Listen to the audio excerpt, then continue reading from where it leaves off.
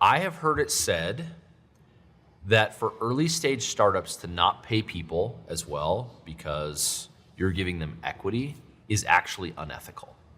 That the promise of equity is a pipe dream, it's fake, and that if you're a smart employee, you will optimize salary at every position and not equity.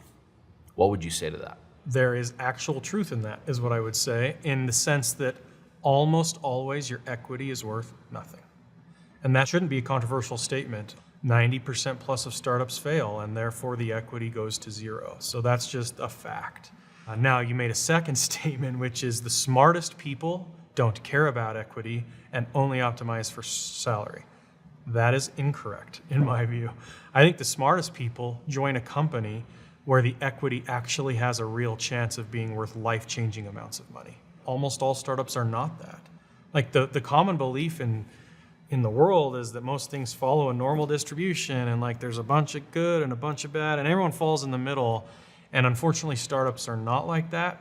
There's like 1 or 2%, maybe 5% of startups that end up being worth like 80% of the equity value created in any given year. And so your challenge as a very smart, ambitious person is to join one of those few companies.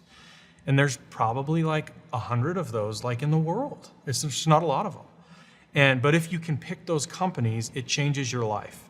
It's the best thing you can do for your career because you get a tailwind of the success that business shows that you were a part of a winner.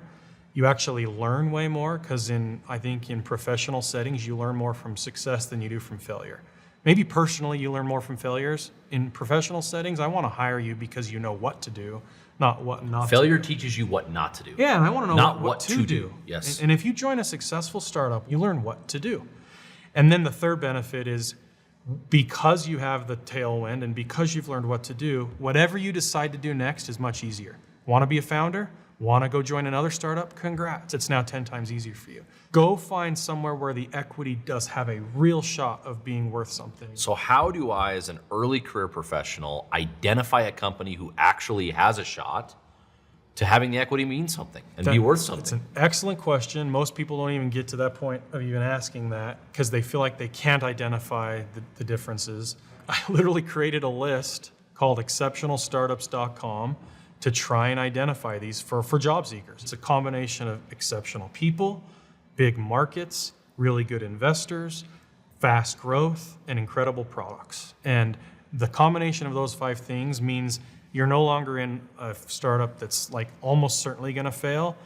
It still may fail, but you've actually got a chance of being massive if it succeeds. And most don't even have that chance. And the reason that external validation to a startup matters, if a founder sounds like, hey, our company is just, it's to the moon, baby. Well, okay, but does anyone else believe that? Yeah. And if you can actually have a list of companies where someone else has said, this company is doing X, Y, and Z, and they have all the clear markers. And they've put their money behind that. And then they've bet on that. That's right. That is an interesting signal for an employee to consider. That's 100% right. It's a signal. A lot of people get confused when I bring up this investor point, and they're like, are you saying the investor makes the company great? I'm not. What I'm saying is water finds its own level. And an excellent startup is going to have options of who they can work with, and therefore they find an excellent investor, and water meets its own level. And the same math of startups not succeeding most of the time applies to investors. Almost all investors fail at this, but there's like 30 or 40 firms that generally speaking find and fund all of these companies. And so it's a very small group of investment firms that end up winning most of the time. And so that's a very high signal thing to look for as a potential employee of who's the investor. Not because the investor made it, but because they're a signal that company— A validator, and generally a high quality signal. Now I've identified the companies that I could go work for. Yeah. How do I make myself attractive to the types of companies that are going to have their equity value worth something? I think you run a sales process, and you do not do what everyone does, which is they apply and they wait. That's a very— Hopes and prayers. Hopes and prayers. And that's a very bad way to stand out. And by definition, these people, like Remy, are looking for standouts. And if you do what everyone else does, you are not a standout. We have received over 10,000 1,000 applications Yep. into Remy. Regardless of how good our sifting processes are, we need markers That's to right. be able to sift people into the funnel. And we're no different than any other company at our stage. If we believe we can be an exceptional company, we are going to be doing a lot to find the markers of the people that we believe can actually lift the talent level that we have today, which is 100%. very hard. Yep. So if I'm trying to find a job at one of these companies, I'm going to go look at that list I just talked about, and then I'm going to create the best email I've ever created, and I'm going to send it to you, the CEO, or to Brant, the head of engineering, if I'm an engineer, or to Reno, if I'm in go-to-market. And it'll take me hours to write this email because I'm going to read everything you've ever written. I'm going to watch every video you've ever produced. And I'm going to try and understand everything about Remy that I could understand, because my goal is to prove to you I am the perfect fit to work at Remy. And this email is going to be, hey, Doug, I'm Tyler. Here's who I am in 2 sentences. There's 3 reasons why I want to work here. I'm obsessed with your company. And 1, 2, 3, I'm the perfect fit. You don't think you're going to forward that to the hiring manager? You will. You will, because this person spent hours putting together the perfect sales pitch. Now, whether you get the job, totally separate process you've got to run, but now you got a shot. You have to have empathy for the hiring manager. Yes. I am a CEO of a fast-growing company. I have a team to manage. There's a million things that I have to do. If you write me a 1,000-word email, You can't read it. You don't have time. there's no way that I can. Brevity is your friend. Yeah. It is your ally. Yeah. Someone who can concisely communicate in an email is a major marker to me Of greatness. quality and That's greatness. Right. That's right. And I think so many people make mistakes on this thing that they need to get into all the details about why they're great. No, you communicating in a very short amount of words that you are great is a clear signal to me. In order for you to spend the time it takes to write that good of an email means you have probably fallen in love with the company to some extent. You've become a little bit obsessed with what they do and you really like it. And therefore, when you make the pitch to join the company, you believe what you're saying. That Remy's special. I want to be a part of it. I actually get the vision, and that's going to come through in the sales process. So the advice is get the list, find the 3 or 4 that you actually fall in love with, and then run a very targeted sales process directly at the leadership team. How are you going to stand out? We've talked about Brevity.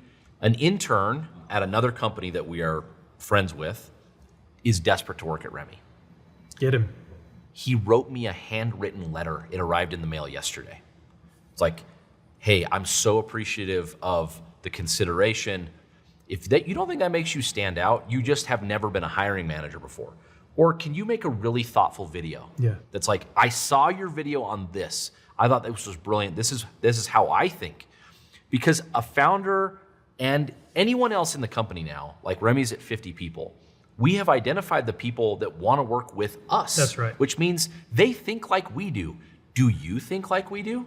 Because if they do, they're going to do a good job. They feel grateful to be there. They're going to put in the heart that it takes to make it work. So you're filtering for people who really want to be at Remy. And the reason that desire is so important is working at startups is hard. That's right.